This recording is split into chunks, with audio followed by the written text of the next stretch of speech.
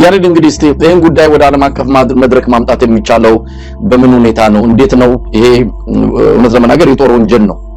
ምናልባት የትግስት በጮቢ በራያ ወሎ ይህንን የመከራ የመጨረሻውን የግፍ ጽዋ የቀመሰችው እንደዚሁም በጎጃም አንኩሳ አካባቢ እንደዚሁ ተመሳሳይ ጣፋንታ የገጠማት በዓለም ዋሲውንን በተመለከተ እነዚህ ሁለት ሊሆኑ ይችላሉ። ግን ቪዲዮ ያለያዛቸው ስማቸው ማይገለጽ በየቦታው ባለፉት 2 ዓመታት ከ3 ወራት የተፈጸሙት ግፎች በግሼ ራቤል እኮ እናት ልጆቿ ፊት ተደፍራለች በአብይ አህመድ ወታደሮች።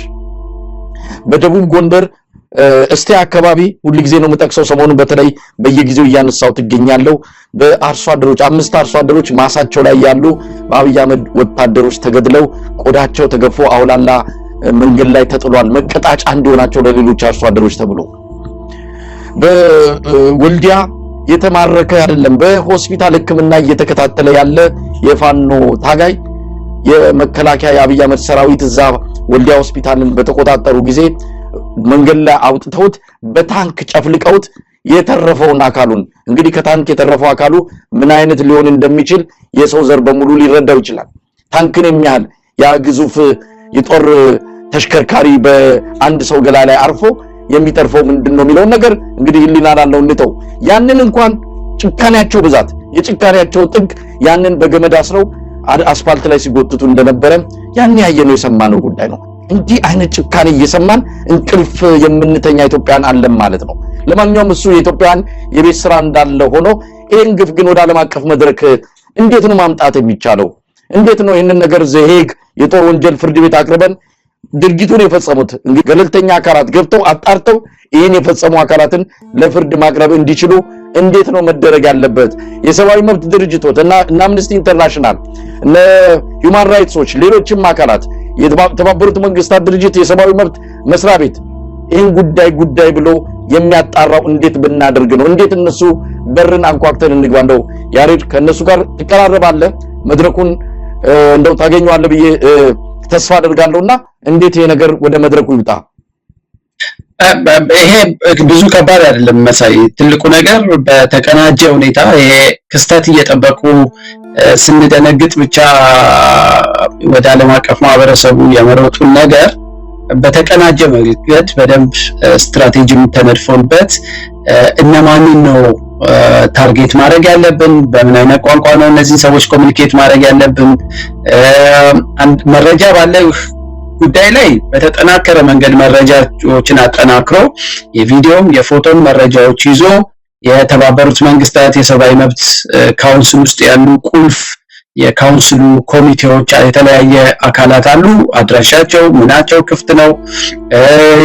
በአውሮፓ ዩኒየንም በኩል በአሜሪካን ኮንግረስ በኩል መንግስት ላይ ጫና ሊፈጥሩ የሚችሉ መንግስትን በዓለም አቀፍ ተቋማት አካውንተብል ማድረግ የሚችሉ ዓለም አቀፍ አካላትን በመድረስ ያስፈልጋል። በመረጃ እነሱ ይኖራቸዋል ስላላቸው ነው ግን ዝም ብለዋል ምናምን የሚለውን ነገር ለጊዜው ትተን በመረጃ እነሱንም ጭምር አካውንተብል ማድረግ ይሄንን ዝም ማለታችሁ ለዚህ ኢትዮጵያ ውስጥ ለሚፈጸመው ግፍ ስፖንሰር እያደረጋችሁ ነው፣ ድጋፍ እየሰጣችሁ ነው ብሎ እነሱንም ጭምር በሚያሳጣ መንገድ የዓለም አቀፍ ማህበረሰቡን በአቤቱታ በድምጽ በጩኸት ማጥለቅለቅ ያስፈልጋል።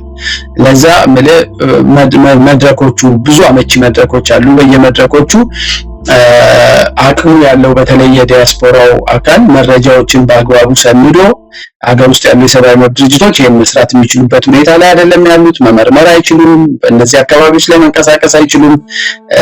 ስለዚህ የውጭ ያለው አካል አቤቱታዎቹን ባለው መረጃ ላይ አቅርቦ ቅድም ያልከው መረጃ ለአንዳንዶቹ ጉዳዮች የለንም ለሚለው ደግሞ የኢትዮጵያ መንግስት ፍጹም የማይፈልገው ነገር የዓለም አቀፍ ገለልተኛ አጣሪ ቡድን ኢትዮጵያ ውስጥ እግሩን እንዲረግጥ አይፈልግም። የአብይ አስተዳደር አንዱ የሚታወቀው የአብይ አስተዳደር በዓለም አቀፍ ደረጃ በዚህ ነው። በትግራይ ጦርነትም የተባበሩት መንግስታት የሰየመውን ገለልተኛ አጣሪ ቡድን ዩክሬን አዋክበው አዲስ አበባ ሲመጡ ትግራይ መሄድ እንዳይችሉ፣ አማራ ክልል መሄድ እንዳይችሉ፣ ኦሮሚያ እንዳይሄዱ፣ ከአዲስ አበባ ንቅንቅ እንዳይሉ አድርገው አዋክበው ነው የመለሷቸው። ከዛ ማንዴታቸው ራሱ ስልጣናቸው እንደገና በተባበሩት መንግስታት እንዳይታደስ መንግስት ያላረገው ጥረት የለም መሰለኝ፣ ያልፈነቀለው ድንጋይ የለም። ለአውሮፓውያኖቹ ብለው ተገዝተው ራሳችንን እንመረምራለን፣ እንዲያሉ ጥቃቶችን እናቆማለን፣ ገለልተኛ አካል አይግባብን ብለው ነው። አሁን ግን ዓለም ይሄንን ባህሪ እያወቀ ስለሆነ የአብይ አስተዳደር እጅግ አሰቃቂ የሚባሉ በዓለም አቀፍ ወንጀል ተደርገው የተቀመጡ አሰቃቂ ድርጊቶችን እንደ አንድ የጦር ስልት በመጠቀም ህዝብን ለማሸበር እየተጠቀመበት መሆኑን እነዚህን ክስተቶች በዝርዝር አድርጎ ገለልተኛ አጣሪ ቡድን ኢትዮጵያ ውስጥ እንዲገባ እንደገና የኢትዮጵያ ጉዳይ ወደ ሴኩሪቲ ካውንስሉ ሄዶ ጫና እንዲደረግባት ኢትዮጵያ ላይ በትግራይ ጊዜ የነበረው አይነት ንቅናቄ እንዲኖር ትልቅ የኦንላይን የሶሻል ሚዲያም የደብዳቤ የፒቲሽን ንቅናቄና እንቅስቃሴ ማድረግ ያስፈልጋል። የዓለም አቀፍ ማህበረሰብ ዝምታውን እንዲሰብር አለያም ደግሞ የአብይ የሚፈጽማቸው ወንጀሎች ውጤቱን ትፈልጉታላችሁ ማለት ነው ብሎ እነሱን ጭምር የሚያሳጣ ንቅናቄ መፍጠር። ይሄን ለማድረግ የኢትዮጵያ ህዝብ ዲያስፖራው ራሱ አያንስም፣ ቁጥሩ ብዙ ነው። አስደንጋጭ የሆነ ንቅናቄ መፍጠር ይቻላል መሳይና ከባድ አይደለም፣ ግን ስራዬ ተብሎ ይሄን ነገር መስራት ያስፈልጋልና ሁለት ነገር፣ አንደኛ እንዲያውቁት ማድረግ፣ ሁለተኛ ግን አጣሪ ኮሚሽን እንዲቋቋም ዓለም አቀፍ የሆነ አጣሪ ኮሚሽን እነዚህም ብቻ ሳይሆን ሌሎች በርካታ ወንጀሎች የተገደሉ ማዕት የሰንበት ተማሪዎች በየአማራ ክልል አሁን በድሮኖቹ ጥቃት የደረሱትን ጉዳቶች የሚመረምር አጣሪ ቡድን እንዲኖር ሁሉ ግፊት ማድረግ ያስፈልጋል። በምንችለው መንገድ ያው እኔ ባገኘሁት አጋጣሚ ሁሉ ለተባበሩት መንግስታት ባለሙያዎችም ይሄ የሰሞኑን እነዚህን ክስተቶች ጨምሮ በአውሮፓ ዩኒየንም አካባቢ ላሉ ለምናውቃቸው ኦፊሻልስ ከመንግስት ጋር ለሚገናኙ ሁሉ ይሄው በዲፕሎማሲ አብሯቸው የሚሰሯቸው ሰዎች ይህንን አይነት ወንጀል እየፈጸሙ ነው የሚል ማስታወሻዎች እንልካለን እና ያ ግን በእኛ ድምጽ በእኛ ጩኸት ብቻ መወሰን የለበትም መሳይ። ምናልባት ብልጽግና ውስጥ ያሉ ሰዎች እንደው እዚህ ላይ ምን ሊያደርጉ ይችላሉ? ያሬድ የምንሰማቸው መረጃዎች አሉ። እውነት ለመናገር በወታደሩም በፖለቲካውም ውስጥ ያሉ የብልጽግና ሰዎች ከፍተኛ የሆነ ትንቅንቅ ውስጥ ነው ያሉት። ይሄ እንዲለወጥ ይፈልጋሉ።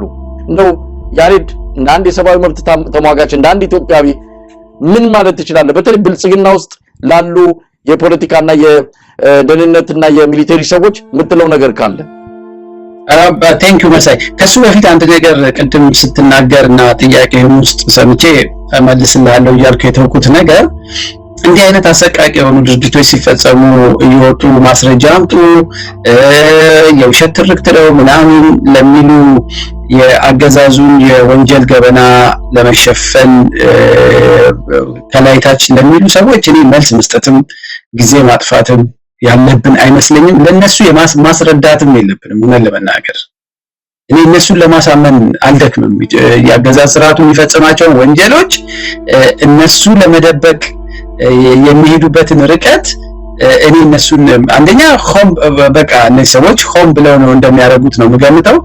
ያለማወቅ እንኳን የሚያደርጉት ሰዎች ከሆኑ እኔን ከሚጠይቁኝ እዛው የታቀፉበት የተደመሩበትን ፓርቲ ኧረ በስማችን እንዲህ ያለው ወንጀል ተፈጽሟል ተብሏል እውነት ነው አይደለም ብለው እዛው ነው መጠየቅ ያለባቸው፣ እኔን አይደለም መጠየቅ ያለባቸው። ከዛ ጠይቀው አረጋግጠው አለመፈጸሙን የሚያሳይ መረጃ ይዘው ከዛ ይሄው እቺ ልጅ የተቀበረችው ይሄው በጥይት ብቻ ነው የተመታችው፣ ጡቷ አልተቆረጠም፣ እዚህ ጋር እንደዚህ ተደረገ የተባለው ውሸት ነው ብለው ያስተባብሉ እንጂ እኔ ገና የመንግስት ስም ስታነሳ ረጅም ጽሑፍ ጽፈህ ርዕስ ላይ የመንግስት ስም ካለ ፓኒክ አድርገው መልስ የሚሰጡ ሰዎች ናቸው ያሉት ጽሑፍህን እንኳን ሳያነቡት። እና ይሄ ደግሞ በቃ የካድሬዎች ባህሪ ነው። ስለዚህ እኔ ያገዛዝ ስርዓቱን ከነወንጀሉ ደግፈው ከነወንጀሉ ተቀብለው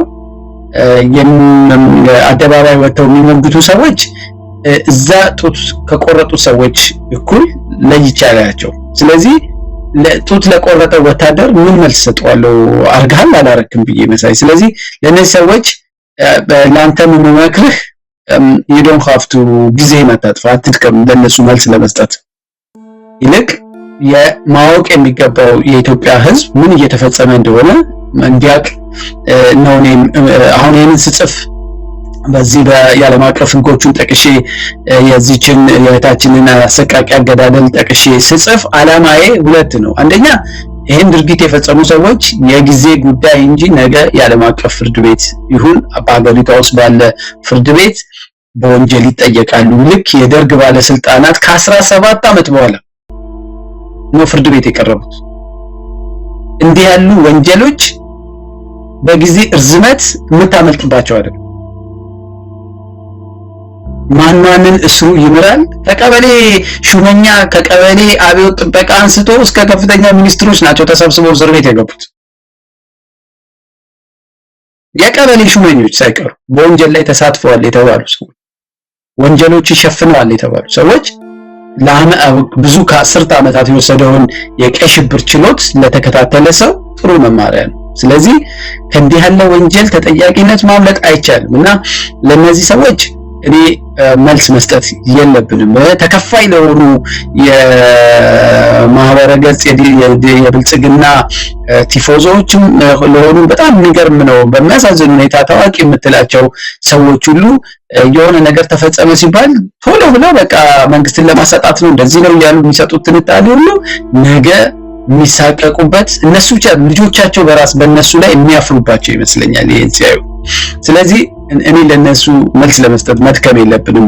እውነታውን እያስመዘገብን ዶክመንት እያደረግን ህዝቡ በሀገር ውስጥ እየተፈጸመ ያለውን ግፍ ሰቆቃ እንዲያውቅ ከተደረገ የዓለም አቀፍ ማህበረሰቡ እንዲያውቅ ከተደረገ ፕራይሜሪ ታርጌቶቻችን እነሱ ናቸው መሆን ያለባቸው።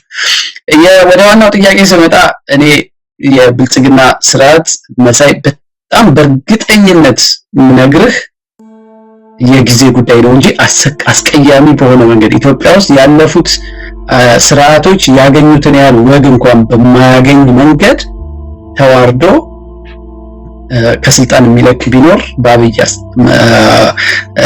በአብይ አህመድ የሚመራው የብልጽግና መንግስት ነው። ይሄንን ምንም ሳልሳቀቅ በቃ በሙሉ ድፍረት ነው ይሄንን የምናገረው።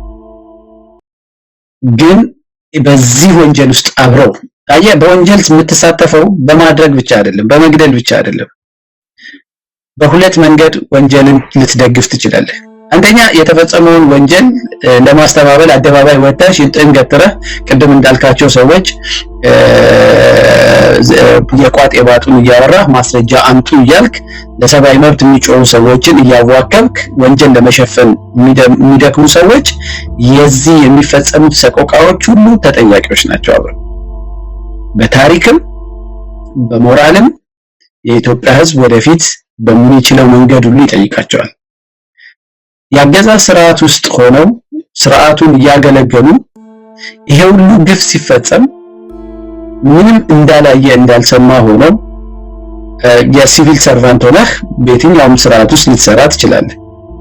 የመንግስት የግንባር ስጋ ሆነህ ሚኒስትር በመከላከያ ውስጥ ከፍተኛ ቦታ ይዘህ ይሄ ሁሉ ወንጀል ሲፈጸም እኔ በቀጥታ ድርጊቱ ስለሌለውበት ነገ ተጠያቂነት ሲመጣ እና አብይ ብቻ ናቸው የሚጠየቁት አልጠየቅም ብሎ ማሰብ ደግሞ ሌላው የዋህነት ነው።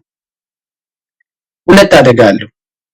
ይሄ ህዝብ እያቄመ ነው። እኔ ይህን መረጃ ስጽፍ ልመናዬ ሌሎቹ በትጥቅ ትግል ውስጥ ያሉት ሽኔ፣ ፋኖ፣ ሌላ ክልል ላይ ያሉ ሰዎች በእልህና በብስጭት ተነስተው የሪቬንጅ እርምጃ እጃቸው ውስጥ ባሉ በማረኳቸው ወታደሮች ላይ እንዳይወስዱ ጭምር ለማሳሰብም ነው። እናንተም ብትፈጽሙት በበቀልም ተነስታችሁ እንኳን ብትፈጽሙት ይሄን ድርጊት ነገ በዓለም አቀፍ ሕግ ትጠየቃላችሁ። ሁለተኛው ግን እንዲህ ያለ ወንጀል ከሚፈጽም ስርዓት ጋር ሚኒስትር ሆንክ የቀበሌ ሹም ሆንክ አብረህ እስከ ቆየህ ድረስ በፍትህና በኢፍትሃዊነት መካከል ሌላ ደሴት የለም መሳይ። ኢንጀስቲስን ቆመህ ለአብይ እያጨበጨብ አብይ እዚህ ጋር ሰው እንዲጨፈጨፍ ምክንያት ሲሆን እሱን እንዳላየ ሆነህ አብይ የሰራውን ሎጅና የሚያብረቀርቅ መንገድ ብቻ በሚዲያ እያነሳህ እያጨበጨብክ እኔ ልማቱን ነበር የደገፍኩት ጥፋቱን አልደገፍኩም ብትል ከተጠያቂነት ከመዋረድ አትተርፍም። ኔፓል ውስጥ ጠቅላይ ሚኒስትሩ ሲሸሽ ባለስልጣናቶቹን ሰው ወንዝ ለወንዝ እያባረረ ነው የደበደባቸው፣ ያዋረዳቸው። ራቁታቸውን ከተኙበት ሌሊት ራቁታቸውን ነው እየተነሱ በየጥሻው ስር ሲሮጡ የነበረው። ሁሌም ከመጥፎ ስርዓት ጋር አብሮ የቆመ ሰው በሞራል ከመዝቀጡ ውጪ ግን በህዝብ ዘንድ ይፈረጃል። ነገ አንገቱን ቀና አድርጎ መሄድ አይችልም። የቀሪው ህይወትህንም ጭምር ነው የምታጨልመውና እኔ ከአገዛዝ ስርዓቱ ጋር አብራችሁ ያላችሁ እንደዚህ ላይ ምናልባት እንደው ለምንድን ነው የማይማሩት እንደዚህ አይነት? አሁን ለምሳሌ ብልጽግና መንደር ያሉ ሰዎች በጣም የተዘናጉ ይመስላል። ይሄ ነገር አይመጣም ብለው የመጨረሻ ድምዳሜ የሰጡ ነው የሚመስለው። አሁን ኔፓል ያየነው ማዳጋስካር ያየነው በጣም ኢትዮጵያ ውስጥ ላይሆን የሚችልበት ምንም አይነት ተአምር የለም። ብዙ ጊዜ አገዛዞች እነሱ ደጃፍ እስኪደርስ እነሱ በራቸውን እስኪያንኳኳ ድረስ በኃይልና በስልጣናቸው በወታደራዊ አቅማቸው እየተኩራሩ እኛ ጋር አይመጣም ብለው የበለጠ ግፍን እየፈጸሙ የሚቀጥሉበት ሁኔታ ነው ያለውና የብልጽግና ሰዎች ከትላንት ህወሓት የነበረበትን ያስታውሳሉ። ህወሓት መሬት አልበቃም ብሎ የኢትዮጵያ ሰማይ ምድር አይበቃኝም ብሎ ያን ሁሉ ሲፈጽም የነበረ አሁን እዛ ጥግ ተወስዶ ለራሱ መሆን ያልቻለ አካል ሆኗል። ከዛ እንኳን ካለቆቻቸው እንኳን መማር አልቻሉ። ካለቆቻቸው ምንድነው እንደዚህ የደፈናቸው? ምንድነው እንደዚህ አይናቸውንም ልቦናቸውንም የጋረደው? አይመጣም ብለው ነው? ድምድም እያለ እኮ ነው ያሬድ። ይሄንን ጥያቄ ልክ በዚሁ አግባብ አንድ ሰው ጠይቆኝ ነበረ መሳይ። ይሄ የአምባገነኖች አንዱ መገለጫ ራስህን ከህግ በላይ ከህዝብ በላይ ከሀገር በላይ አድርገህ ዙሪያህን በወታደር ታጥረህ የሞቀ የበላህ የተንደላቀቀ ኑሮ ስትኖር ህሊናህ ይጋረዳል፣ አይምሮህ ይጋረዳል። እና ህዝብ ለዛ ትላንት ለጠየቀኝም ሰው የመለስኩት ህዝብ እንደ ጤፍ ገለባ ሆኖ ነው የሚታይህ። እኔ አንተ 100 ሚሊዮኑ ወር 130 ሚሊዮን ህዝብ የጤፍ ደቃቅ የጤፍ ክምር መስሎ ነው የሚታያቸውና የሚያዩት ራሳቸውን በጣም አግዝፈው አንተቸብል በቃ ማንም ሊደርስባቸው የማይችል ማንም አጠገብ። ምክንያቱም የሚያዩን ኢንዲቪጁዋሊ ነው። አንተን ለብቻ ያዩዋል፣ እኔን ለብቻ ያዩኛል። አንተ ወታደር የለህም፣ ስልጣን የለህም፣ አቅም የለህም። ኢንዲቪጁዋሊ ነው የሚያዩን። ከእያንዳንዳችን ጋር ነው የሚፎካከሩት። አብይ እሚኒያይና ያሬድ ተራ ሰብአዊ መብት ተሟጋች ነው፣ መሳይ ምስኪን የጋዜጠኛ ነው፣ ኤክስ ዋይ ዜድ ገሌ እያለ አሳንሰው ነው የሚያዩና ብዙ ጊዜ የሚታለሉት እነዚህ አኮስሰው እንደ ጤፍ ብናኝ የሚያዩት ሰው የተጠራቀመ ጊዜ ሱናሚ ሆኖ ጎርፍ ሆኖ ራሳቸውን እንደ ትልቅ ተራራ ከነወታደሮቻቸው አግዝፈው የማይነኩ የሚመስል ደሴት ላይ የተቀመጡትን ሰዎች ጠራርጎ ይዟቸው እንትናን እኮ ጋዳፊን ውሰደው፣ ሳዳምን ውሰዳቸው እንዴት ይፈሩ ነበር በነበራቸው ግሬስ በህዝባቸው ዘንድ ማን እንኳን እነሱ ዓለም አቀፍ ማን ነው የሚነካን የሚሉ ሰዎች እንትና ቱቦ ውስጥ አይደል እንዴ የተገኘው? ይሲ ያ ቀን ሲመጣ ግን እነዛ ከእያንዳንዳቸው መንገድ ላይ ከምትንቀው የመጨረሻ በባዶ እግሩ የሚሄድ የጎዳና ተዳዳሪ እጅ ላይ ይጥላል። እና የግፍ ስልጣን በግፍ የሰበሰብከው ሀብት በግፍ የሰበሰብከው ንብረትና ምቾት ሁሉ ጊዜ ግርዶሽ ነው፣ ጨለማ ግርዶሽ ነው። ባለስልጣናቶችን አይደለም እኮ ላይ ያሉትን እኮ አይደለም፣ እታች ያለውን የነሱን ተራውን ካድሬ የቀበሌው ካድሬ ሁሉ ነው አይኑ የሚጋረደው፣ ህሊናው የሚጋረደው። ልክ ያ ማዕበል የመጣ ግን እነዚህ ሰዎች በዛ ሀገር ውስጥ የመጨረሻው የተዋረዱ ሰዎች ይሆናሉ።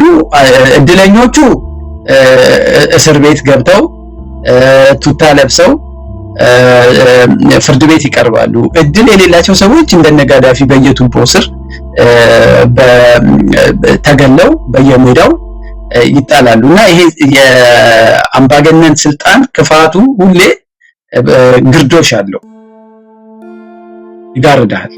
እንግዲህ ያሬድ ነው መጨረሻ ማለት የሚቻለው ነገር ካለ እንግዲህ ሰሞኑን በተለያዩ የዓለም ክፍሎች የጄኔሬሽን ጄንዚ የሚባለው የወጣቶች ንቅናቄ ነው ኢትዮጵያ ውስጥ ዳርዳር እያለ እንዳለ እንሰማለን። በእርግጥ በኔፓል የተደረገው በማዳጋስካር የተደረገው እንደዚህም በሞሮኮ እየተደረገ ያለውንም ሁሉንም ደምር ውጤቱን የሶስቱን ሀገራት ራሱ ብንሄድ ከኢትዮጵያ አንፃር ስናየው የትናየት ነው አይደራረስም።